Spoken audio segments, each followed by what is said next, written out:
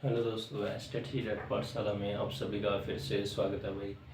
दोस्तों, हमने जो है हमारी हिंदी साहित्य की जो सीरीज स्टार्ट की है उसमें हम एस्टेट और यूजीसी नेट की जो हम इसमें तैयारी करवाते हैं हिंदी साहित्य की, और इसके बाद हम इसको कंप्लीट करेंगे। और इसमें हमने पहले किया था हमारा भक्ति काल में ही हमने किया था राम भक्ति काव्यधारा, और इसमें हमने पढ़ा था हमारे तुलसीदास। देखिए दोस्तों, हम इसको और भी ज़्यादा डिटेल में पढ़ेंगे बाद में।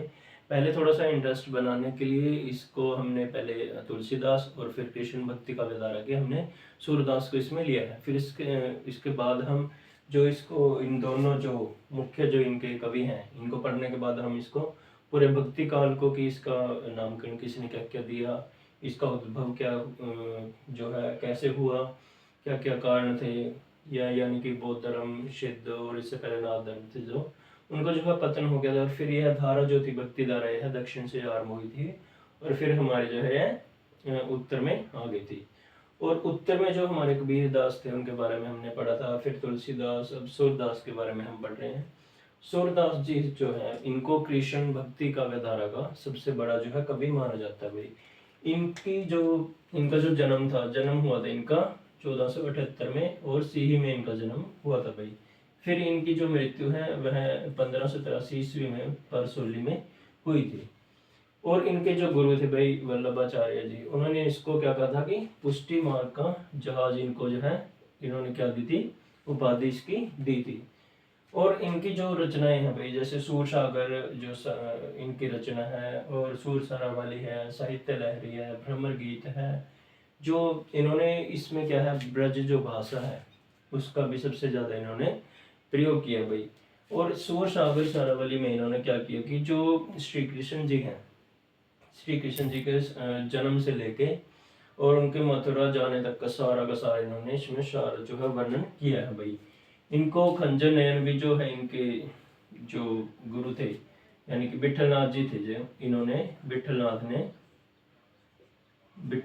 ने इनको क्या कहा था, खंजर नयन, कि इनकी जो दृष्टि थी, जो काव्य दृष्टि थी, और इन्होंने जैसे कि कविताएं लिखी और सार लिखा, और जो इनका एक वात्सल्य जो रचना है, वात्सल्य जैसे ये सबसे ज्यादा इन्होंने जो कृष्ण जी है उनका बाल रूप का जो है वर्णन किया है। और इन्होंने केवल एक ईश्वर रूपी ही भगवान का जो है उन्होंने वर्णन नहीं किया, उन्होंने एक सखा, एक मित्र और एक बच्चे के रूप में यानी कि उन्होंने वात्सल्य रस का जो है प्रयोग किया है भाई। और श्रृंगार रस का भी इन्होंने ज्यादा से ज्यादा प्रयोग किया है। इनको वात्सल्य और श्रृंगार रस का जो है सम्राट कहा है। किसने कहा है भाई इनको? हमारे रामचंद्र शुक्ल ने इसको, रामचंद्र शुक्ल ने इनको कहा कि ये क्या है, वात्सल्य रस और श्रृंगार रस के जो है सम्राट कहेंगे। खंजर नयन जो है विठलनाथ, और पुष्टि मार्ग का जो जहाज है इनको जो वल्लभाचार्य जी हैं जो कि हमारी भक्ति का व्याधारा है, वह शंकर से लेके और रामानुज से लेके और फिर रामानंद हो गए, और फिर हमारे जो वल्लभाचार्य तक इसका वर्णन किया गया है भाई। इसके बाद हम इसमें संप्रदाय भी पढ़ेंगे। और जो कृष्ण का व्याधारा है भाई, इसमें जो हमारे सूरदास जी हैं इनका सूर सागर, सूर सारावली, साहित्य लहरी, भ्रमर गीत और अष्टछाप के जो कवि हैं उनमें इनका जो है मुख्य नाम लिया जाता है। और जो सबसे जो श्रेष्ठ कवि हैं हमारे इसमें वो है कुंभन दास जी। तो इसमें जो है हम अष्टछाप के जो है कवि देखेंगे भाई कौन कौन से हैं। पहले जो कवि हैं हमारे सूरदास जी, सूरदास, फिर है हमारे कृष्णदास, कृष्ण दास, फिर है हमारे नंददास, फिर है हमारे परमानंद दास, परमानंद दास भाई।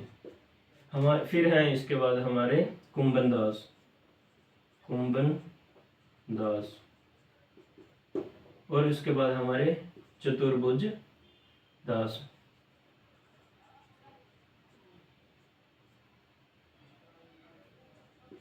चतुर्भुज दास हैं। फिर है इसमें चीत स्वामी, चीत स्वामी, और फिर कौन है, गोविंद स्वामी, गोविंद स्वामी। ये भाई जो मुख्य जो कवि हैं इसमें हमारे अष्टसाप के जिन्हें कवि माना जाता है, जिसमें सूरदास है, उनकी हमने रचना लिखे हैं, सूर सागर जो है, सूर सारावली, साहित्य लहरी, और उसके बाद जो हमारे कृष्णदास हैं, नंददास हैं, नंददास की जो रास जो पंचादयी है उसके बारे में भी इसमें पढ़ते हैं। भंवर गीत है उसके बारे में भी, और भ्रमर गीत जो है इनके बारे में हम पढ़ते हैं। कुंभन दास हो गए, चतुर्वर्ग दास हो गए, चीत और गोविंद स्वामी हो गए। इसके बाद है भाई हमारी जो है मीराबाई।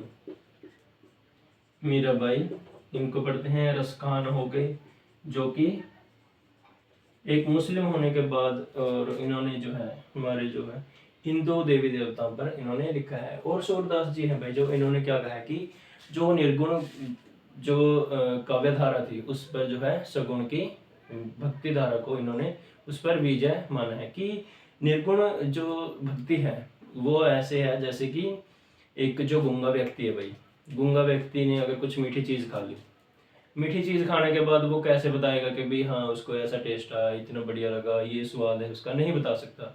तो इन्होंने बताया कि हम जो निर्गुण जो ईश्वर है उसकी जो हम जो है उसका वर्णन नहीं कर सकते, लेकिन जो सगुण जो हमारे ईश्वर हैं उनका जो हम वर्णन कर सकते हैं। कि उस जो जिस प्रकार गूंगा नहीं बता सकता कि उस जो मीठा फल उसने खाया है, और जो हमारे जो सगुण का व्यवहार के कवि हैं वो अपने ईश्वर का जो है वह सखा के रूप में, वात्सल्य और प्रेमी के रूप में इन्होंने उसका वर्णन कर सकते हैं।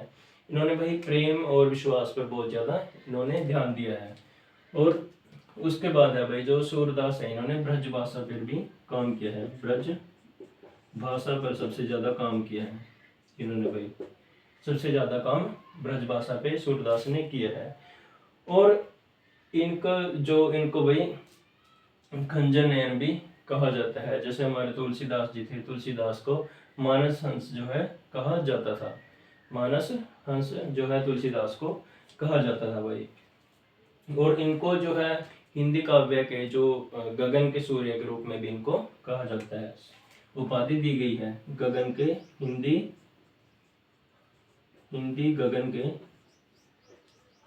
के सूर्य के रूप में भाई इनको क्या कहा जाता है, उपाधि दी गई है। पुष्टि मार्ग का जहाज जो है वल्लभाचार्य जी ने दी है, क्योंकि पुष्टि मार्ग की जो उन्होंने माना था कि उसमें जीव मर्यादा और जो माया जाल है, जीववाद है, उसके बारे में उन्होंने बताया था भाई हमारे जो वल्लभाचार्य थे। और उसके बाद भाई जो हम इसको पढ़ने के बाद जो हमारे सूरदास, कृष्णदास, नंददास, ब्रह्मानंद दास है और जो अष्टसाप के कवि हैं, इनकी रचनाओं के बारे में भी हम पढ़ेंगे। और इसको डिटेल में हम कल को भाई इसके बाद करेंगे, क्योंकि सूरदास की जो मुख्य कवि हैं उनके बारे में जानना हमें बहुत जरूरी होता है अलग से। और जो अन्य जो कवि होते हैं उनके बारे में हम बाद में पढ़ेंगे भाई।